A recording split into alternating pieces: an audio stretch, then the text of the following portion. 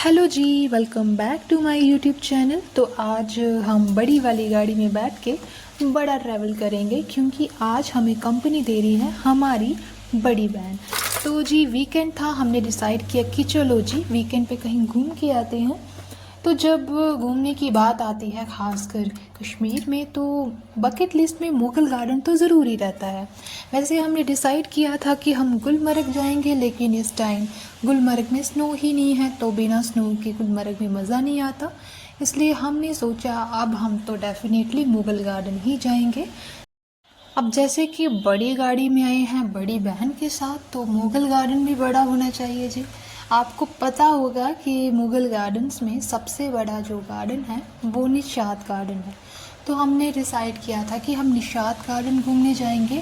और जैसे ही हम यहाँ पे पहुँचे तो मौसम इतना क्लाउडी हो गया था, बहुत प्यारा व्यू आ रहा था। तो हमने थोड़ी देर डल लेक के पास बैठ के एंजॉय किया, थोड़ी वीडियोस कैप्चर करी, फ़ोटोज़ कैप्चर करी, और फिर हम निकल गए निशात गार्डन की ओर। और जैसे ही हम निशात गार्डन पहुँचे बाहर तो धूप आना स्टार्ट हो गई और थोड़ी थोड़ी गर्मी भी फील होने लग गई। तो जी टिकट लेनी थी और आपको पता है टिकट के लिए इतनी लंबी चौड़ी लाइन लगी हुई थी। तो गर्मी में कौन इतनी लंबी लाइन में खड़े होता, तो यहाँ पे स्कैनर था तो हमने ऑनलाइन ही बुकिंग कर ली गार्डन की।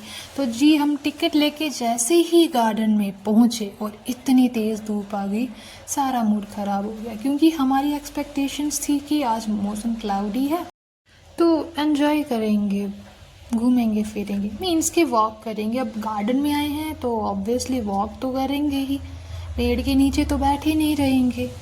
अब मैं तो व्लॉग बना रही थी और ये भैया मुझे शूट कर रहे थे, मुझे बड़ा ऑकवर्ड लगा। मैं कहा ये अजीब फैन मोमेंट था।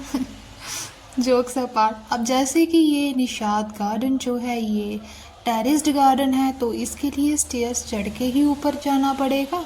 तो हमें देख के ये भैया लोग रुक के बोलते जी पहले तो मीम साहब को जाने दो, मैडम का जाना ज़्यादा ज़रूरी है। क्योंकि हाँ उनको पता है एक बड़ी अथॉरिटी आ रही है तो इज़्ज़त देना तो बनता ही है ना। तो मुझे इज़्ज़त रास नहीं आई तो मैंने आगे से ही कर दिया, मजाक कर रही हूँ, नहीं किया। फिर एंटर करते और धूप आ गई और गर्मी हो गई। मैंने सोचा दूसरी तरफ निकलती हूँ, रास्ते में एक नदी आई, नदी को मैंने क्रॉस किया और पहुँच के गार्डन के दूसरे हिस्से में। तो जी गार्डन तो अच्छा है और देखो डल लेक का व्यू भी कितना प्यारा आ रहा है। काश सनसेट होता इस टाइम तो गजब व्यू आता, गजब। मैंने पता नहीं कहाँ से ये वर्ड सीखा है, खैर छोड़ो।